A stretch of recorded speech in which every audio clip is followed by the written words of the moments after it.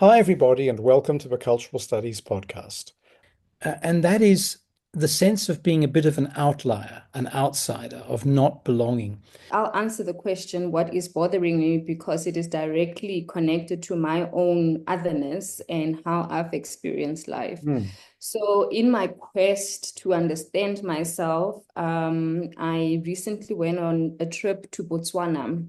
I went to the deep villages in Botswana because that is where she was from. And being with the community of the Basarwa people just broke my heart.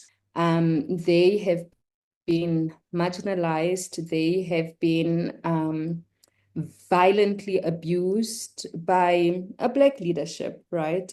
Young girls, ages of between 13 and 16, having at least two children. They don't have, many of them don't have running water. They cannot afford to pay for running water. They've been forced to stop living how they used to live. The government and the people see them as a problem, and it reminds me of how apartheid functioned in South Africa. My mother died when I was 17.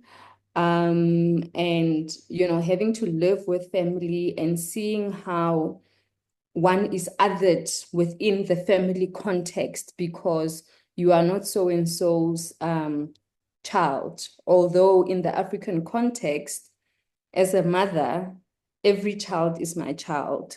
And I think many people have suppressed a lot of their own emotions and traumas because of their need to survive, right? So I wanted to ask you, if I could, about the decoloniality bit. So I think, firstly, the West, America, America thinks of itself as the most powerful nation, right? But we look at them and what is happening now, and we see that whatever rhetoric around equality, freedom, democracy that has been punted over the years, the so-called freedom or democratic years, has really been fake, for lack of a better word.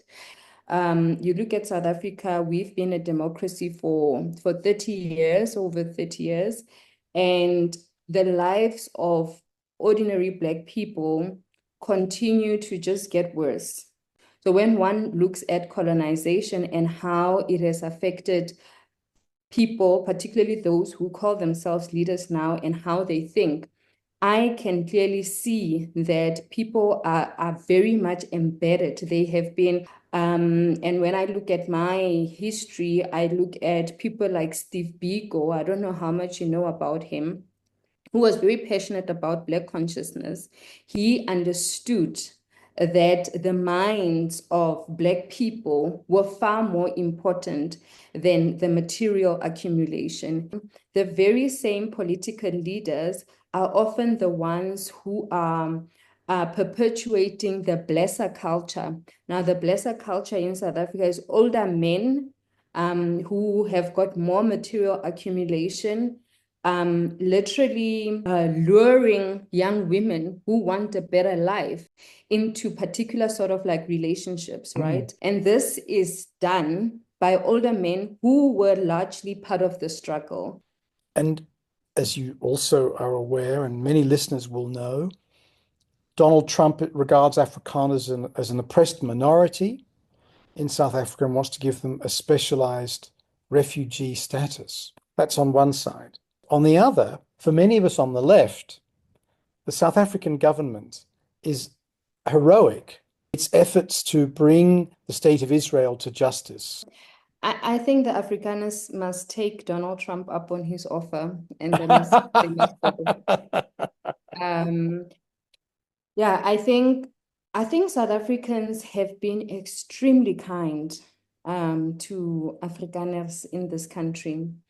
I think Afrikaners do not know what it means to be oppressed. I mean, we've got a place called Orania here in South Africa where white people have created their own community.